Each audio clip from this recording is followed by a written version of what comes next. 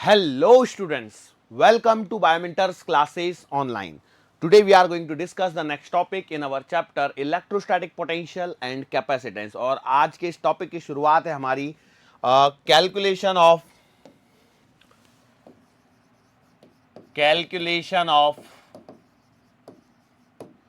Electric potential due to non-conducting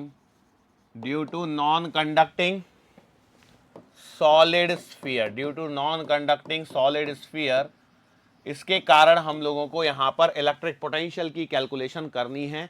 ये हमारा simple सा टॉपिक यहां पर निकल के आ रहा है। ठीक है, चलो तो शुरुआत करते हैं। देखो सबसे पहले हम लोगों ने क्या माना, देखो हम लोगों ने सबसे पहले मान लिया कि हमारे पास में एक सॉलिड स्फीयर है, इसकी जो रेडियस है वो कैपिटल आर है और इस पर हम लोगों ने क्यू चार्ज प्रोवाइड कर दिया है। ठीक है, इतना काम तो हम लोग सबसे पहले कर सकते हैं बेसिकली।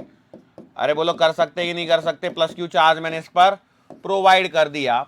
अब इसके कारण हम लोगों को ये जो स्फीयर है, ये कैसा स्फीयर गिवन है बेटा? यहां पर क्लियरली मेंशन है, it is a non conducting. ये कैसा है? नॉन कंडक्टिंग है।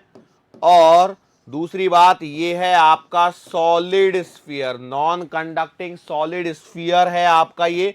और यदि नॉन कंडक्टिंग सॉलिड स्फीयर है तो यहां पर इसका मतलब ये कि इसके पूरी बॉडी में, इसके वॉल्यूम में पूरी तरह से चार्ज यहां पर डिस्ट्रीब्यूटेड है। वॉल्यूम के अंदर में यहां पर चार्ज डिस्ट्रीब्यूशन हो रखा है।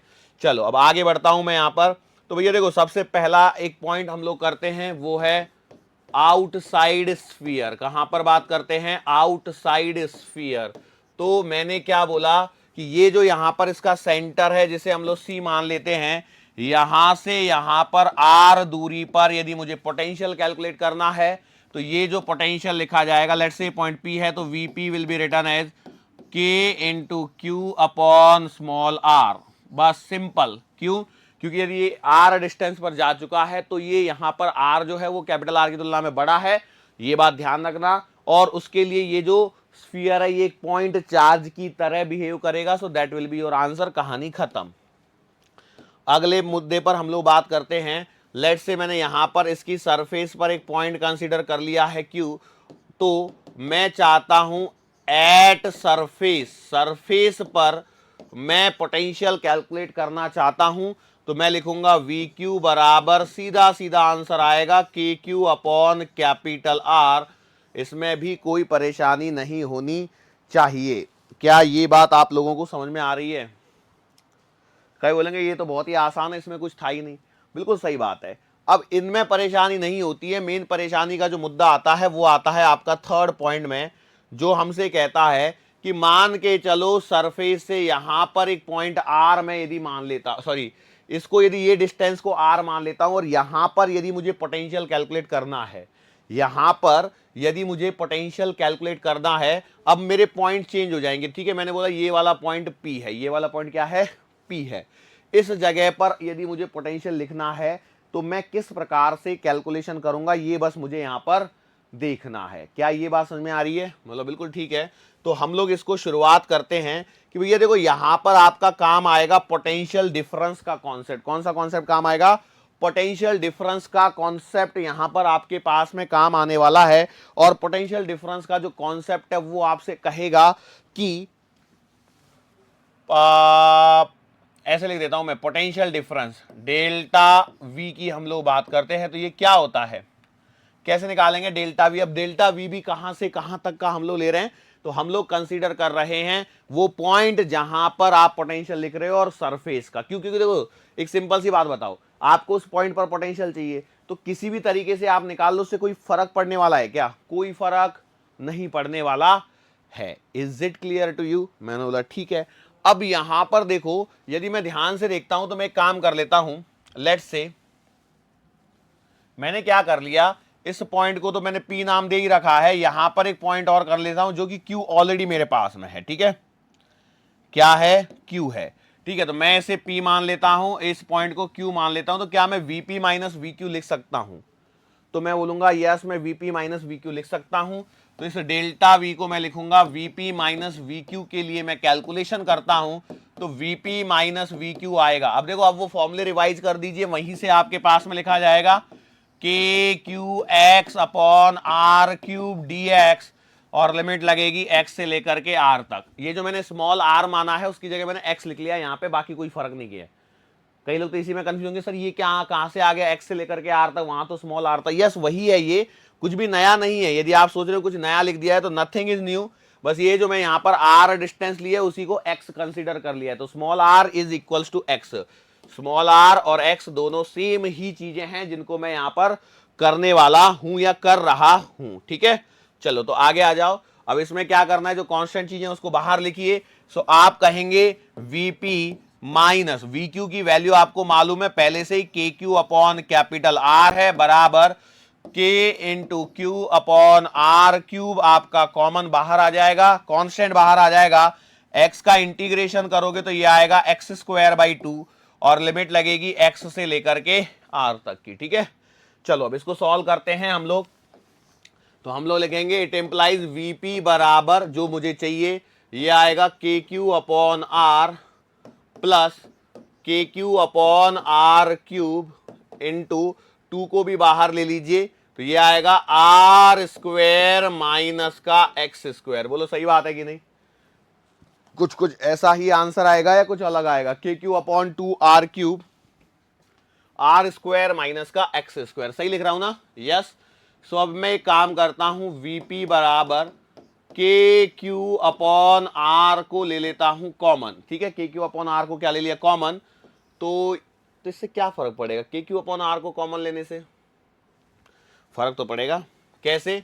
यहां पे बचेगा 1 प्लस यहां देखो क्या बचेगा, यहां पे बचेगा 1/2 आर स्क्वायर और ऊपर बच रहा होगा आर स्क्वायर माइनस का एक्स स्क्वायर। ओके चलो ठीक है, इट एम्प्लाइज में थोड़ा सा आगे बढ़ा देता हूं तो वीपी बराबर आएगा के क्यू अपॉन आर को कॉमन ले लिया और ये आएगा 2r square plus r square minus x square upon 2r square. बोलो सही है क्या? डेरिवेशन चल रहा है, सिंपल सा डेरिवेशन, रिजल्ट आपको याद ही रखना पड़ेगा। So it implies VP can be written as k Q upon r और ये बन जाएगा, देखो ऊपर में बन जाएगा 3r स्क्वायर माइनस का x square upon 2r square. बोलो सही है क्या? ये रिजल्ट आ गया वीपी का K Q upon r 3r square minus x square upon 2r square. इसको थोड़ा सा और सिंप्लीफाई कर लेते हैं हम लोग तो ये आ जाएगा वीपी बराबर K Q upon 2r cube 3r square minus का x square. This is the result, this is the result जो आपको याद रखना है। कि क्या है?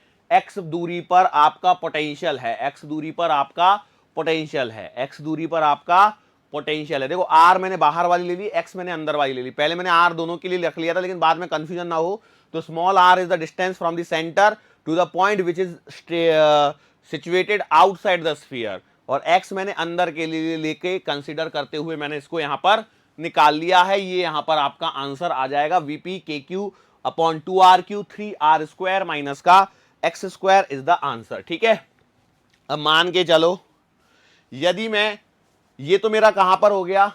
किसी पॉइंट पर सेंटर से x दूरी पर। मैं मान के चलो यहां पे पूछता हूं let's say eight centre of sphere, मैंने बोला एट सेंटर ऑफ स्फीयर तो बोलो एट सेंटर ऑफ स्फीयर का मतलब आप क्या बोलोगे? x बराबर 0। भाई सेंटर के लिए x बराबर 0 करना पड़ेगा तो आपके पास में v एट c आएगा। सेंटर को c से डिनोट किया था, के Q upon 2r cube 3r square minus का 0। सॉल्व कर लीजिए तो बेटा vc का जो आंसर आ रहा है वो आ रहा है 3kq अपॉन 2r। बोलो यस और नो? सही बात है। यहां से एक इंपॉर्टेंट रिजल्ट आपके सामने निकल के आता है और वो इंपॉर्टेंट रिजल्ट है कि बेटा potential at centre of non conducting solid sphere is equals to 3/2 times potential at surface, ये काम का रिजल्ट है, इस पर भी सवाल स्ट्रेट फॉरवर्ड बन सकता है। ठीक है, मतलब कई बार है ना एग्जामिनर है ना ऐसे सवाल पूछ लेता है, सरफेस का पूछता है विद रिस्पेक्ट टू सेंटर, तो ये आएगा 2/3 टाइम्स सेंटर। कंफ्यूज मत हो जाना, नहीं तो उल्टा सिल्टा लिख दोगे। के क्यू अपॉन आर कहां पर है, सरफेस पर है, तो सरफेस का 1.5 टाइम्स होता है सेंटर पर। इसका मतलब समझ लीजिए, इसका मतलब समझ लीजिए क्या हो रहा है कि बेटा सेंटर पर पोटेंशियल ज्यादा है कंपेयर टू सरफेस, यस और नो। और अब आप समझ लीजिए यहां पर एक दूसरा पॉइंट मैं आपको बता दूं कि यदि यहां पर मैं थोड़ा सा एक पॉइंट ऑब्जर्व करवाता हूं आपको, तो देखिए क्या हो रहा है कि यार सेंटर पर जो भी चार्ज है, तो यहां पर पॉजिटिव चार्ज है, मतलब इलेक्ट्रिक फील्ड लाइंस ऐसे निकल रही होंगी कुछ बाहर की तरफ। अरे बोलो ऐसे निकलेंगी कि नहीं निकलेंगी, सही बात है ऐसे निकलेंगी, और ऐसे निकलेंगी तो इसका मतलब यहां पर पोटेंशियल ज्यादा होगा और यहां पर पोटेंशियल कम होगा, क्योंकि जो इलेक्ट्रिक फील्ड लाइंस होती हैं वो हायर पोटेंशियल से लोअर पोटेंशियल की साइड में निकलती हुई नजर आती हैं। ठीक है, यस, श्योर हैं, कर सकते हैं क्या? सर ये तो बहुत ही सिंपल सिंपल सी चीजें हैं, तो मैंने कब बोला कि बहुत डिफिकल्ट चीजें आएंगी, बिल्कुल सिंपल ही आएंगी। अच्छा, अब आगे बढ़ जाता हूं मैं बेटा, और अभी हम लोगों को यहां पर बात करनी है, और वो है आपका अगला हेडिंग है electric potential due to a dipole. हालांकि हम लोग डाइपोल में ही जब इलेक्ट्रिक चार्जेस एंड फील्ड पढ़ा था तभी हम लोग पूरा कर सकते थे, लेकिन क्या है ना वहां पर पोटेंशियल वर्ड नहीं मालूम था हम लोगों को, तो इसलिए हम लोगों ने उसको छोड़ दिया, और हम लोग अभी यहां पर नए पॉइंट पर बात कर रहे हैं, वो है electric potential due to electric dipole. अब देखो करने के तरीके दो तरीके हो सकते हैं मेरे पास। एक तो ये है कि मैं पहले बेसिक हर एक का अलग अलग निकालूं, जैसे इलेक्ट्रिक फील्ड में किया था, अलोंग द एक्सियल लाइन, फिर अलोंग द इक्वेटोरियल लाइन, और फिर जनरल पॉइंट। लेकिन इस बार अब हम लोग डाइपोल से परिचित हैं, अब हम लोग डाइपोल से परिचित हैं, तो इसके कारण हम लोग क्या करेंगे, इस बार सीधा सीधा डेरिवेशन करेंगे बिना इधर उधर लेफ्ट राइट घुमाए। बिल्कुल लेफ्ट राइट घूमने की जरूरत नहीं, क्योंकि अब तो डाइपोल के बारे में परिचित हैं हम लोग। सो हेडिंग डाल लीजिए यहां पर, calculation of electric field due to an electric, sorry मैंने इलेक्ट्रिक फील्ड बोल दिया था, इलेक्ट्रिक पोटेंशियल। तो हेडिंग आएगी आपके पास में इलेक्ट्रिक पोटेंशियल, हेडिंग आएगी आपके पास में electric potential due to an electric dipole, due to an electric dipole, एक इलेक्ट्रिक विद्युत द्विध्रुव के कारण विद्युत क्षेत्र, विद्युत द्विध्रुव के कारण विद्युत क्षेत्र, ये आपको ज्ञात करना है। सो कैसे शुरू करेंगे, कैसे पॉसिबिलिटी बनेगी, क्या होगा उसको जरा देखते हैं। मैंने क्या बोला, लेट्स से मेरे पास में यहां पर है माइनस क्यू चार्ज, और यहां पर है, थोड़ा सा दूर बना रहा हूं मैं, यहां पर मैंने लिया है प्लस क्यू चार्ज। ठीक है, ये आपका इलेक्ट्रिक डाइपोल हो गया। अच्छा, अब इन दोनों को मैंने क्या कर दिया, मिला दिया। तो बेटा देखो ये इन दोनों को मैंने ऐसे डॉट डॉट करते हुए यहां पर मिला दिया है।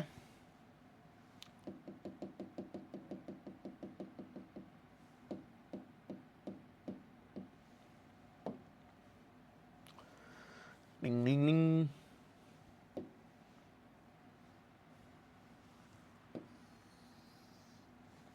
ठीक है, इन दोनों को मैंने यहां पर मिला दिया है।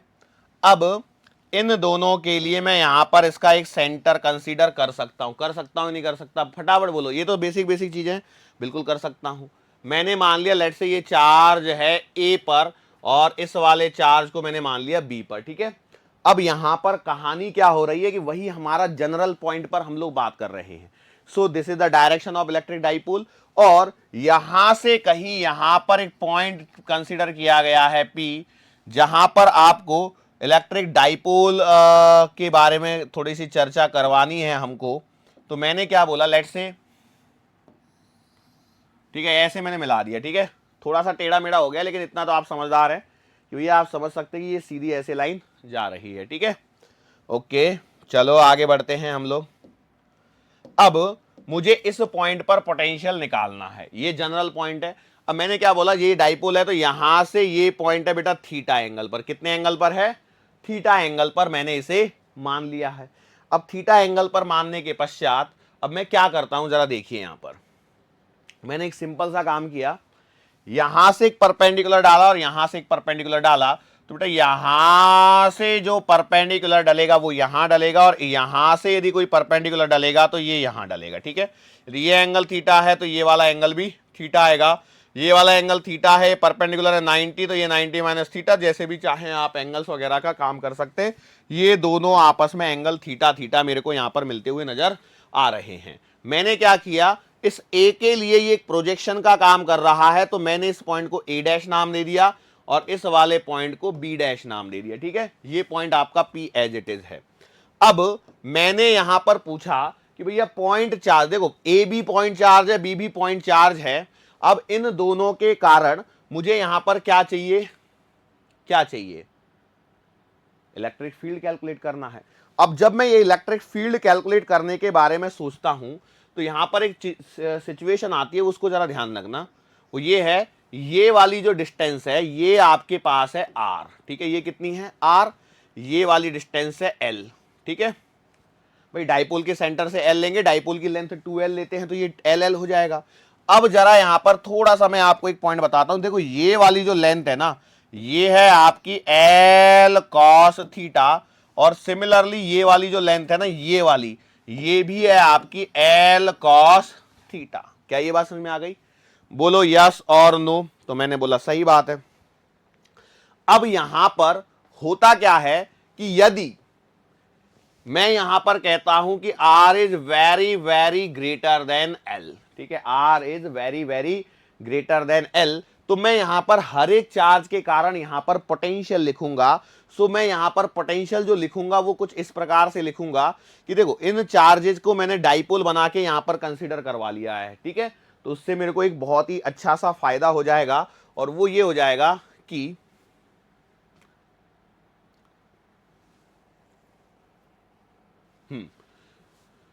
मैंने पहले लिखा potential at P due two plus Q charge. ठीक है, प्लस क्यू चार्ज, तो ये प्लस क्यू चार्ज है, तो क्या लिखूंगा, मैंने लिख दिया इसको V1 नाम दे दिया, तो V1 आएगा बेटा आपका KQ अपॉन BP, बराबर है B से लेकर के P तक की डिस्टेंस। ओके, और अब यहां पर यही ध्यान देने वाली चीज है। देखो क्या होगा ना, यदि मैं बात करूं, ये मैंने जो प्रोजेक्शन डाला है तो उससे क्या हो जाएगा, ये वाली जो डिस्टेंस है और ये वाली जो डिस्टेंस है और यहां पर ये वाली जो डिस्टेंस आ रही है, मतलब ये वाली डिस्टेंस और ये वाली डिस्टेंस क्या हो जाएंगी, आपस में इक्वल हो जाएंगी। कितनी हो जाएंगी, इक्वल हो जाएंगी। मतलब मैं इस चीज को लिख सकता हूं KQ upon B dash P. कितना लिख सकता हूं, KQ upon B dash P.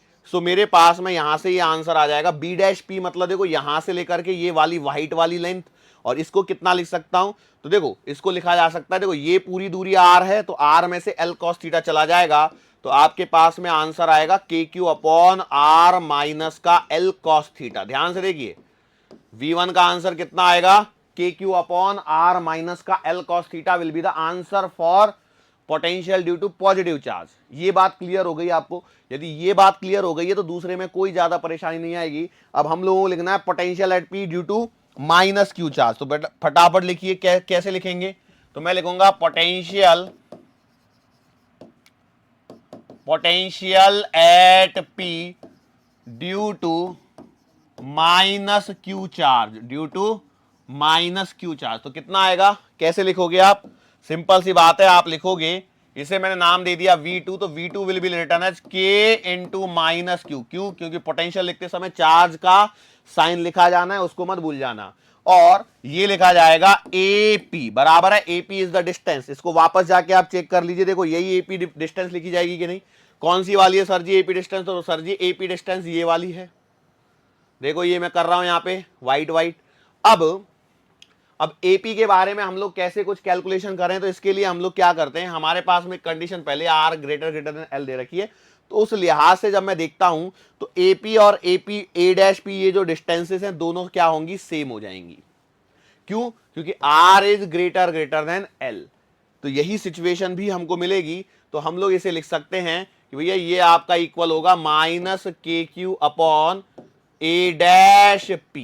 अब A डैश P की कैलकुलेशन आपको करनी है, तो A डैश P कितना आएगा, तो यहां तक की डिस्टेंस यहां से देखने पर तो R है, और इसमें ये वाली एडिशनल लेंथ ऐड हो जाएगी जो L cos थीटा होगी, तो आप लिखोगे कि भैया V2 का जो आंसर आपको मिल रहा है वो मिलेगा माइनस का K Q upon r plus का एल कॉस थीटा। बोलो सही बात है? मैं बोलो बिल्कुल सही बात है। Now what is the aim, क्या आपका मेन गोल है? तो आपका गोल है वी नेट, तो वी नेट का आंसर आएगा V1 प्लस का V2। वेक्टर लगाऊं क्या यहां पे? बिल्कुल जरूरत नहीं है, यदि कोई बोलेगा ना तो पिटेगा वो। अभी फटाफट बोलो क्या आएगा? तो वी नेट का आंसर आएगा के Q upon r minus L cos theta plus के क्यू माइनस वाला upon r plus L cos theta. बोलो सही है क्या? अरे बोलो सही है कि नहीं? इतना सही तो है, इसके अलावा इसमें और है ही क्या? कुछ भी तो नहीं है। अब आप कैलकुलेशंस को करिए जरा यहां पर। तो वी नेट का आंसर आएगा ए माइनस बी और ए प्लस बी करने पर नीचे आ जाएगा आर स्क्वेयर माइनस का l square cos square theta. बोलो ये समझ में आया? अरे bhaiya a minus b into a plus b denominator में ऐसे करेंगे मल्टीप्लाई, तो r square minus l square cos square theta. और यहां पर देखिए आपको ये बचाएगा के क्यू, तो कॉमन ले लीजिए, के क्यू को कॉमन निकाल के हटा दीजिए। R minus L cos theta मतलब ये बचेगा आर प्लस का एल कॉस थीटा, ये minus r plus L cos theta चला जाएगा तो ये बचेगा r minus L cos theta. बोलो सही बात है? यस और नो? थोड़ा सा कैलकुलेशन किया है, कुछ भी नहीं है। इस एडिशन सब्ट्रैक्शन को आप देखना, ए minus b into a plus B. यदि आप ऐसे नहीं कर रहे हैं तो एक काम कर सकते हैं, नीचे वाले को आप इसमें रख सकते हैं। किसमें? लो भाई ऐसे मत रखना है तो ऐसे रख लो। कैसे? R minus L cos theta into r plus L cos theta. एक स्टेप बढ़ जाएगा, इससे ज्यादा कुछ नहीं होगा। और देखो ये के क्यू कॉमन, तो के क्यू कॉमन है तो यहाँ पे 1 बचेगा, तो ये R plus L cos theta, बीच का माइनस और R minus L cos theta. ठीक है, एक स्टेप बढ़ गया और कुछ नहीं है।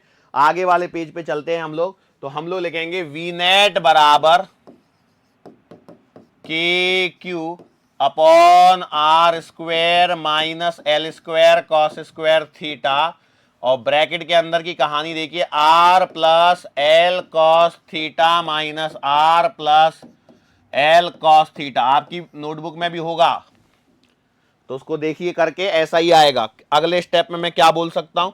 मैं कह सकता हूं आर से r cancel, so V net का आंसर आएगा 2k/Q/L cos theta upon r square minus l square cos square theta. बोलो सही बात है?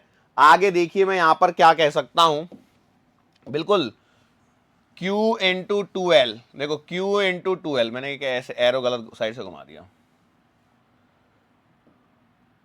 यहां से देखो Q इंटू 2L हो जाएगा। इसे मैं P लिख सकता हूं, तो V नेट का आंसर आएगा K P cos theta upon r square minus l square cos square theta. बोलो ये नेट पोटेंशियल का आंसर आया है।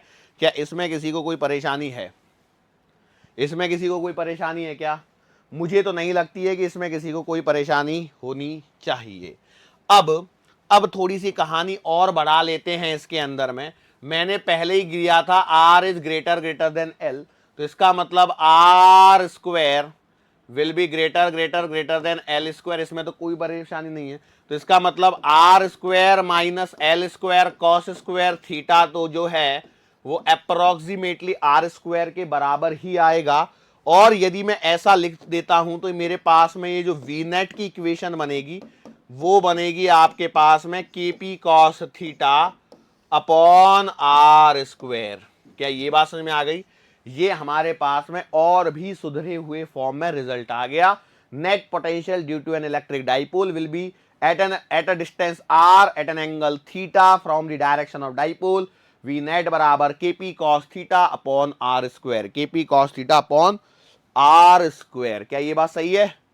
अरे बोलो सही है कि नहीं? बिल्कुल सही है। अब हम लोग क्या करते हैं, अब यहां पर हमारे पास में वही दो कंडीशन निकलती हैं, एक दो या तीन बोल लीजिए, कोई दिक्कत नहीं है। एक तो आपका इक्वेटोरियल लाइन पर और एक आपका एक्सियल लाइन पर, ये दोनों और निकालने, उसमें थीटा की वैल्यू पुट करनी है और कहानी खत्म हो जाती है। जैसे मैंने क्या बोला कि भैया देखो ये आपका डाइपोल है, यहां से आर दूरी पर ये थीटा है, ये पॉइंट पी है, ठीक है।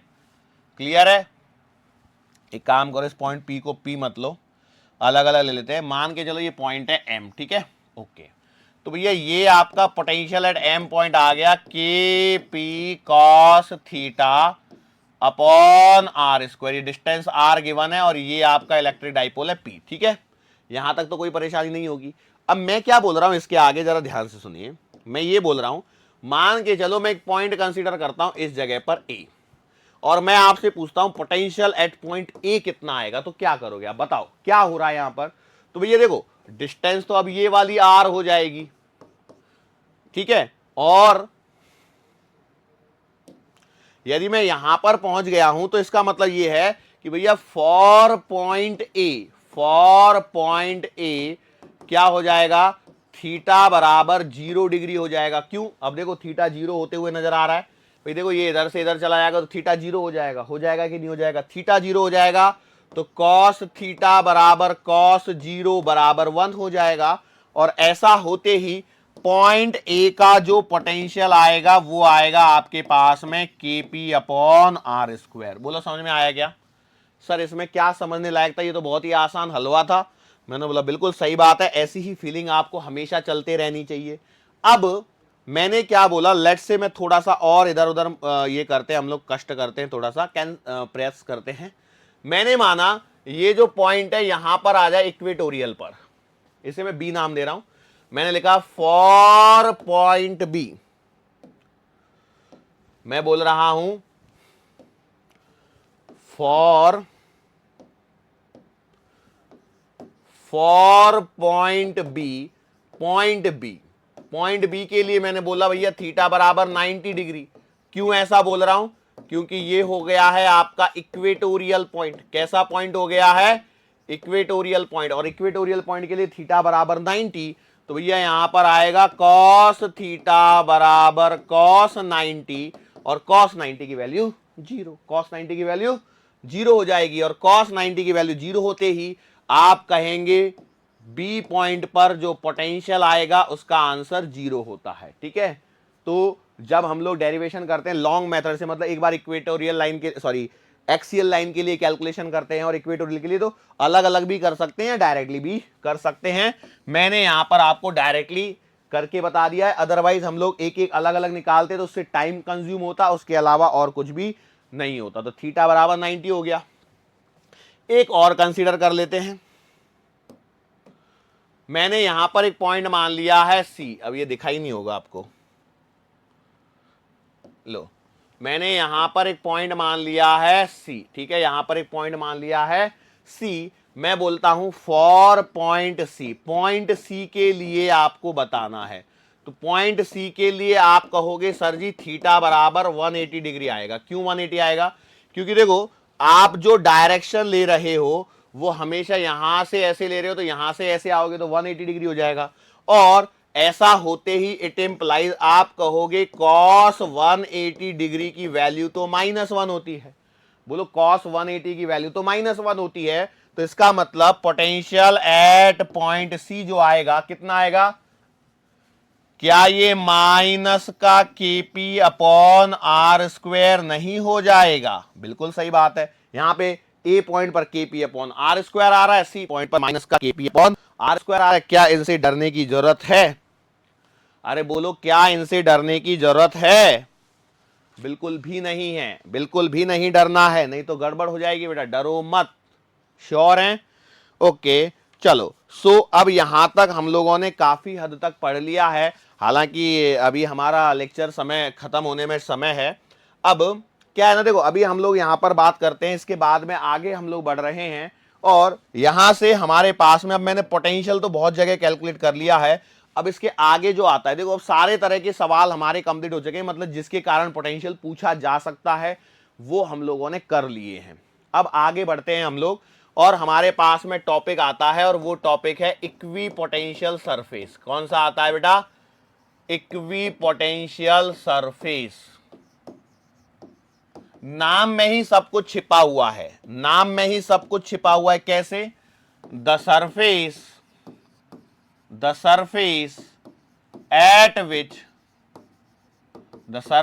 at which every point every point has same value of potential. Same value of potential is called as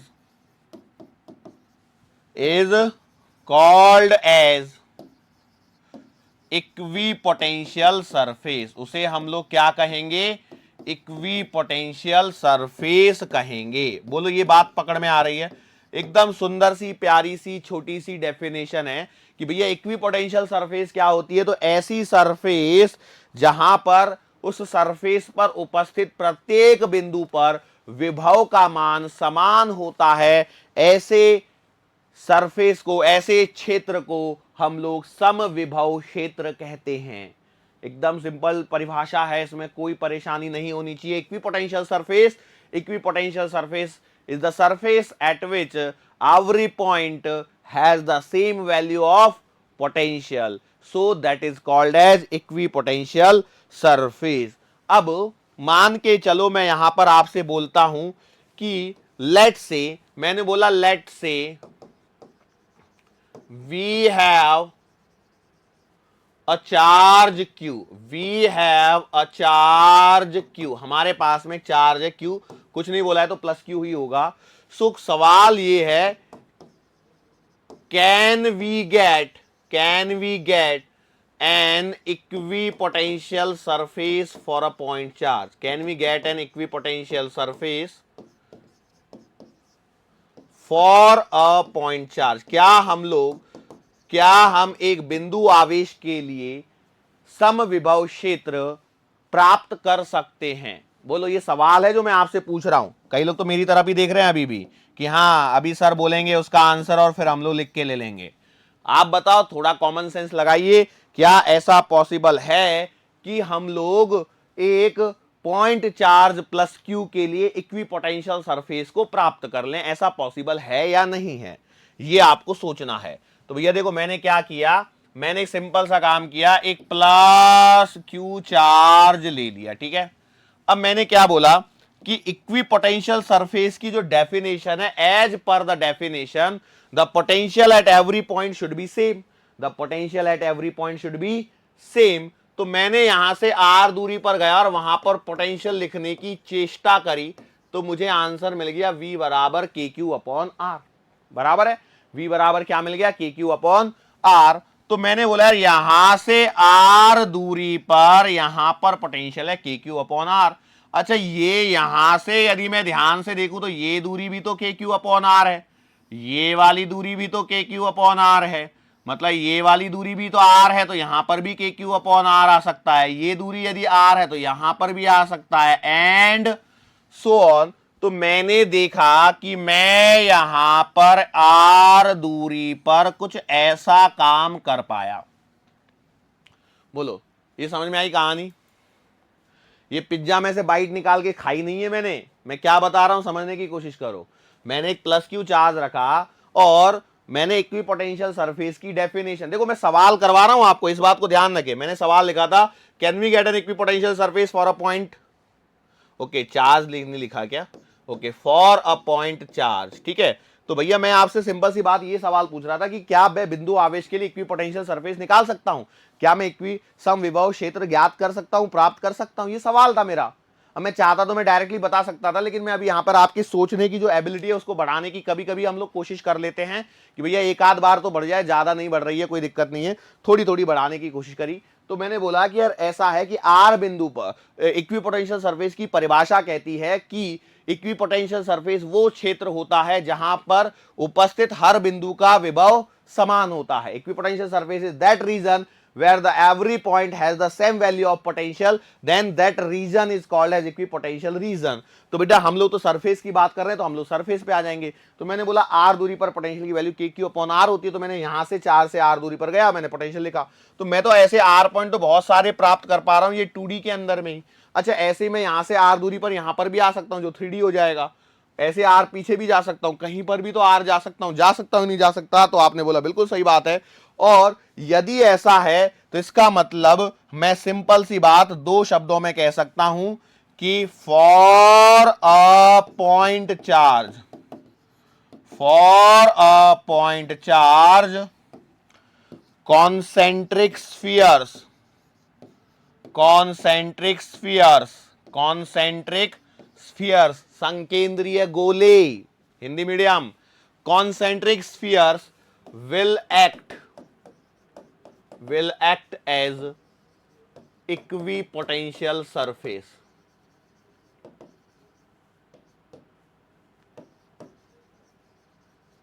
बात समझ में आ रही है? अब बेसिकली देखो, इसको आप दूसरी तरीके से भी देख सकते थे कि यार ये पॉइंट चार्ज यदि आपने कहीं रखा तो यहां से इलेक्ट्रिक फील्ड लाइन ऐसे, यहां से इलेक्ट्रिक फील्ड लाइन ऐसे, यहां से इलेक्ट्रिक फील्ड लाइन, ये इलेक्ट्रिक फील्ड लाइन, ये इलेक्ट्रिक फील्ड लाइन, ये इलेक्ट्रिक फील्ड लाइन, ये इलेक्ट्रिक फील्ड लाइन, ऐसे जा रही है कि नहीं जा रही है? अरे बोलो, जा रही है कि नहीं जा रही है? बिल्कुल सही बात है। तो इस पर एक सरफेस मैंने ड्रॉ कर ली, तो वो इक्विपोटेंशियल सरफेस हो गई।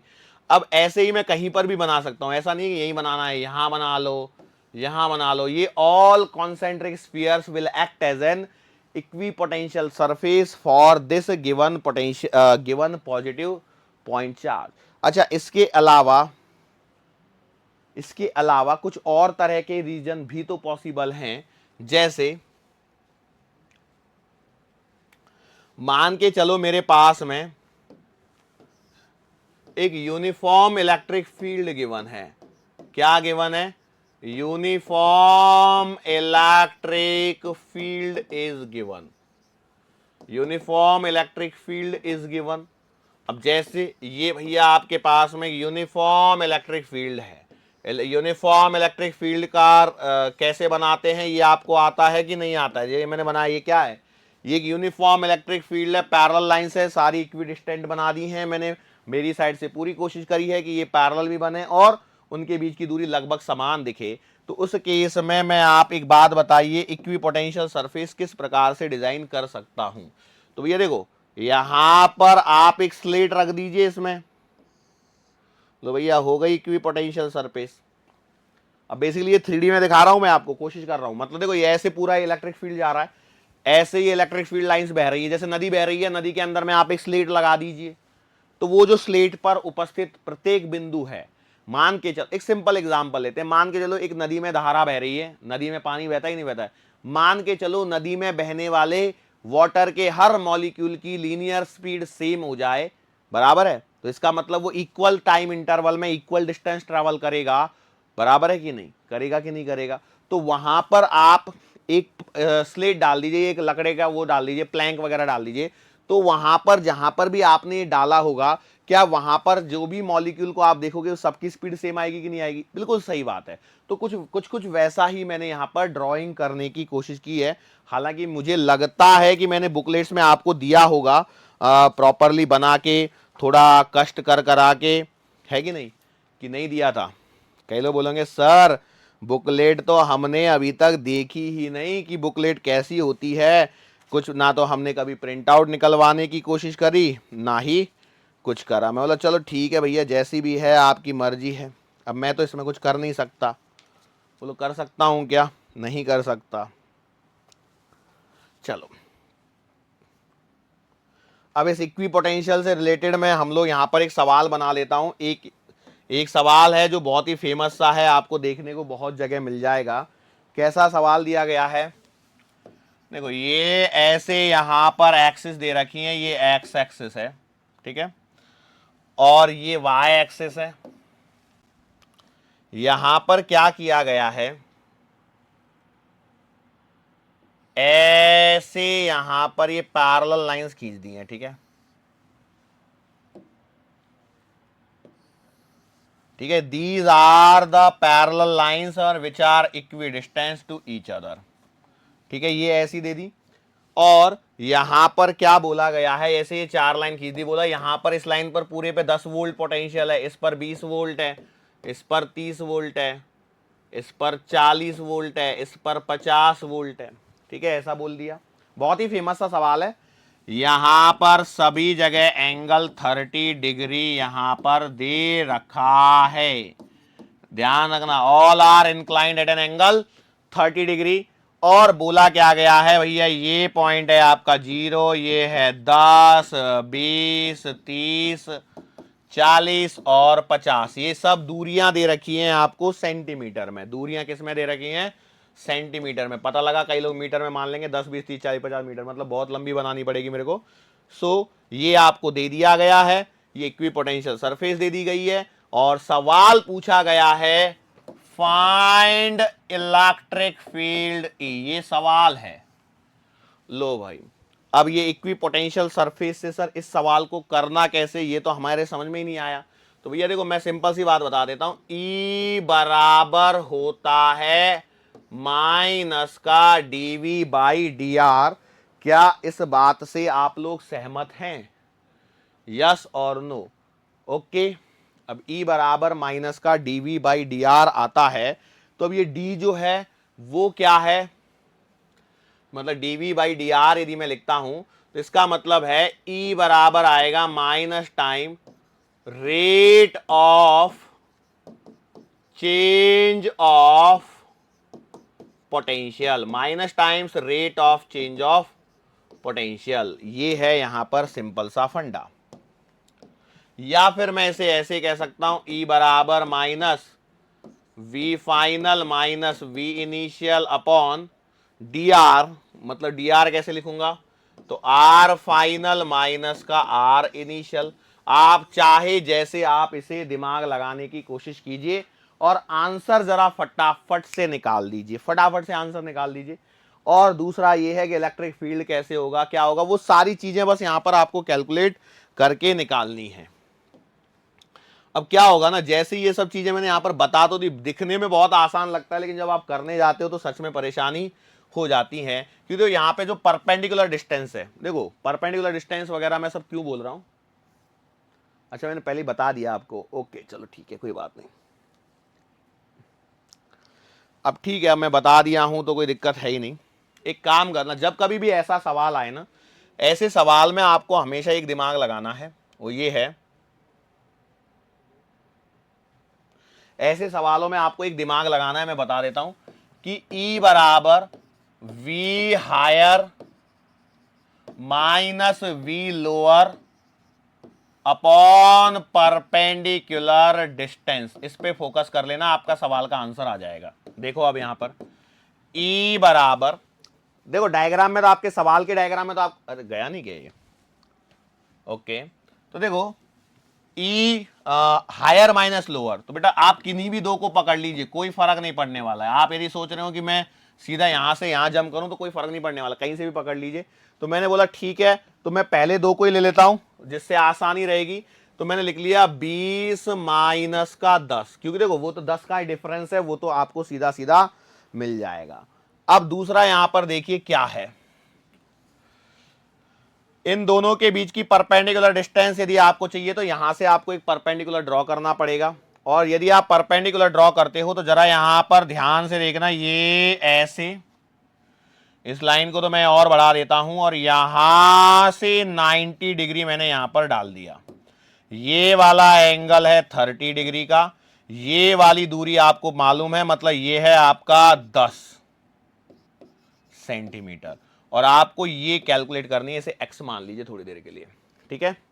बोलो कौन सा फॉर्मूला लगाओगे आप यहां पर, यही चीजें जो मैं सिखा रहा हूं, सीधा न्यूमेरिकल बनेगा, सीधा करना है आपको, बिना दिमाग लगाए। कैसे करेंगे, तो बेटा ये परपेंडिकुलर डिस्टेंस आएगी कितनी, आप यदि यहां पर साइन 30 लिखते हो तो x अपॉन 10 आ जाएगा, तो x बराबर आएगा 10 साइन 30। बोलो सही कर रहा हूं क्या मैं, एक बार देख लेता हूं, साइन 30 बराबर साइन थीटा मतलब अपोजिट, मतलब x अपॉन हाइपोटेनियस मतलब 10, तो x बराबर 10 साइन 30। बोलो सही है, तो ये आपका आंसर आ जाएगा 10 साइन 30। सर ये माइनस माइनस सब गायब हो गया, कोई दिमाग नहीं लगाना, इसलिए तो शॉर्टकट बताया ये। E बराबर आएगा कितना, 10 अपॉन, ये 10 सेंटीमीटर में, इसका ध्यान रखना, मीटर मीटर में कन्वर्ट कर लेना, नहीं तो गड़बड़ी कर बैठोगे। तो 10 into 10 to the power -2 into sine 30 1/2। ठीक है, 0 से 0 काट लो, 2 को ऊपर चले जाओ, इसको सॉल्व कर लो, तो ये आंसर आ जाएगा 200 वोल्ट पर मीटर। यूनिट में भी फंसा सकता है आपको एग्जामिनर, 2 वोल्ट पर सेंटीमीटर, या 2 वोल्ट पर सेंटीमीटर आएगा क्या, हाँ 2 वोल्ट पर सेंटीमीटर या 200 वोल्ट पर मीटर। यहां तक एक बात बता दूं, ये वाला आंसर भी बहुत सारे स्टूडेंट निकाल पाते हैं, प्रॉब्लम होती है कहां पर, डायरेक्शन पर। तो अब देखो फिर से मैं डायरेक्शन का खेल आपको समझाने की कोशिश करता हूं। थोड़ा सा इधर है ना, पैनी नजर से ध्यान रखना, ये एक्स है, ये आपका v था, बराबर है, ये वाला एंगल 30 था, ये x था, बोलो सही बात है। तो आपका जो v आएगा, सॉरी e आएगा, वो कैसे निकलेगा, कैसे, तो आपने ध्यान दिया होगा, यदि एक काम करता हूं मैं, पहले एक और लाइन ले लेता हूं, ये एक और लाइन मैंने बना दी। अब आप देखिए आपका जो इलेक्ट्रिक फील्ड होगा, ये आपका 10 वोल्ट वाली लाइन मान लीजिए, ये 20 वोल्ट वाली लाइन मान लीजिए, तो आपका इलेक्ट्रिक पोटेंशियल तो होगा हायर पोटेंशियल से लोअर पोटेंशियल की साइड में। मतलब this should be the direction, मतलब ये आपकी डायरेक्शन ऐसे रहेगी इलेक्ट्रिक फील्ड की। ध्यान से पकड़िए, मैंने क्या किया था, परपेंडिकुलर डिस्टेंस निकाली कि नहीं निकाली, तो बस उस परपेंडिकुलर डिस्टेंस को देख लीजिए। So this is the angle, कितना आएगा, ये मेरे को ट्राइंगल फिर से बनाना पड़ेगा, ठीक है, मैंने ये बना दिया, ये एंगल 30, ये एंगल 90, ये एंगल 60, तो ये वाला एंगल 120 डिग्री, खत्म। मतलब your answer will be 200 volt per metre 120 degree from X axis. इतना ध्यान रखना, मैं आंसर पूरा निकाल के दे रहा हूं, यहां पर एक ही सवाल करवाया है, लेकिन सारी वैल्यूज यहां पर आपकी आराम से पुट हो गई हैं। क्या ये बात समझ में आ गई है, यस और नो? इस पर और भी सवाल बन सकते हैं, आराम से सवाल बनाए। देखो अलग अलग तरह की वैरायटी के सवाल बनाते हैं, जैसे चाहे सवाल बना लो, कॉन्सेप्चुअल सवाल भी बनते हैं कुछ। ये वाला फंडा समझ में आना चाहिए। देखो मैं क्या बोल रहा हूँ, ई बराबर minus d V by d r को भूल जाओ, कभी मत लगाओ, उससे सवाल गलत ही होगा आपका। हाँ कई बार उससे भी सवाल सही होगा जब सिंगल ग्राफ होगा। जब ये इक्वी पोटेंशियल सरफेस वाले सवाल बनते हैं तो वहां पे V higher minus V lower निकालो, परपेंडिकुलर डिस्टेंस निकालो, दोनों को डिवाइड कर लो, you will get the answer E. अब ई का आंसर जो आ गया 200 वोल्ट पर मीटर आ गया, इसकी डायरेक्शन देखो इधर है। अब इसमें हो सकता है कि एग्जामिनर इसके भी कंपोनेंट करवा के आपसे निकलवा ले। तो मैं एक बात समझता हूं, वो ये है कि बेटा आपने स्केलर्स एंड वेक्टर्स पढ़ा हुआ है, तो आप जरा देखिए, मैं यदि यहां पर ऐसे एक्स एक्सिस और वाई एक्सिस बना लेता हूं, ठीक है, ये एक्स एक्सिस बन गई, ये वाई एक्सिस बन गई। मैं आपकी समझदारी पर मैं विश्वास दिखाना चाहता हूं, लेकिन दिखाऊं कि नहीं दिखाऊं वो मेरे को डाउट आया मन में, तो मैंने लिख दिया ये 200 वोल्ट पर मीटर है, और बेटा यहां से एंगल 120 डिग्री है। बोलो क्या इसको आप कंपोनेंट फॉर्म में लिख सकते हो, नहीं लिख सकते? मतलब 200 के साथ में आई कैप जे कैप लगा के यदि मैं पूछूं तो लिख सकते हो, नहीं लिख सकते? बोलो यार इतना तो कर लोगे ना कि ये भी मेरे लिए छोड़ दिया है। सर सोच तो वही रहे हैं कि कैसे आया होगा, ये समझ में नहीं आ रहा। अरे आई कैप जे कैप एक फोर्स को रिजॉल्व करना आता है कि नहीं आता है, वही करवा रहा हूं मैं आपसे। 120 यहां से दिया है तो ये वाला एंगल 30 डिग्री आएगा, तो बेटा ये वाला आएगा 200 cos 30 और ये वाला आएगा 200 sin 30। मतलब हो सकता है कि एग्जाम के अंदर ये आंसर लिखा रहे कुछ इस प्रकार से, 200 cos 30 मतलब √3/2, तो √3/2 करोगे तो 100 √3, तो हो सकता है लिखा हो 100 √3 जे कैप माइनस इसको करोगे तो 100 आई कैप। ये भी आंसर हो सकता है। मतलब एक ही सवाल के अलग अलग आंसर्स होना पॉसिबल है। वो तो बस आपकी क्या बोलते हैं, समझदारी पर डिपेंड करता है कि आप किस प्रकार से उससे डील करते हो। क्या ये बात समझ में आ गई? श्योर हैं? चलो सो बेटा अपना आज के इस सेशन को हम लोग यहां पर समाप्त कर सकते हैं इजीली। इसके आगे जो अपना है इलेक्ट्रोस्टैटिक्स ऑफ कंडक्टर वाला सेक्शन चालू होता है। कुछ बहुत सारी इंपॉर्टेंट चीजें आएंगी जिनको मैं यहां पर आपको बताने की कोशिश करूंगा। यहां से आने वाला एक लेक्चर पूरा लगभग मान लीजिए 1 या 2 लेक्चर तक थियोरेटिकल पार्ट चलेगा, तो थोड़ा सा ध्यान से सुनने की कोशिश करना और समझने की कोशिश करना क्या चीजें बताई जा रही हैं, ठीक है। सो बेटा आज के लिए बस इतना ही। आज में हमने क्या सीखा, एक तो पहली बात तो solid non conducting solid sphere के कारण इलेक्ट्रिक फील्ड सीखा, outside the sphere, at the surface, inside the sphere, at the centre, और उसके बाद में डाइपोल का सीखा। डाइपोल में axial line, equatorial line, general point सब निकाल लिया। उसके बाद में हम लोगों ने क्या किया, हम लोगों ने इक्विपोटेंशियल सरफेस वाले पॉइंट पर गए और उससे रिलेटेड एक न्यूमेरिकल भी कर लिया। इक्विपोटेंशियल सरफेस पे न्यूमेरिकल कैसा बनता है वो मैं आपको सिखा चुका हूं। इसी के जैसा रेप्लिका बन के ही सवाल आएगा, इससे ज्यादा बाहर कुछ नहीं आने वाला है। ये बात आप लोग ध्यान रखेंगे, ठीक है? श्योर? क्लियर?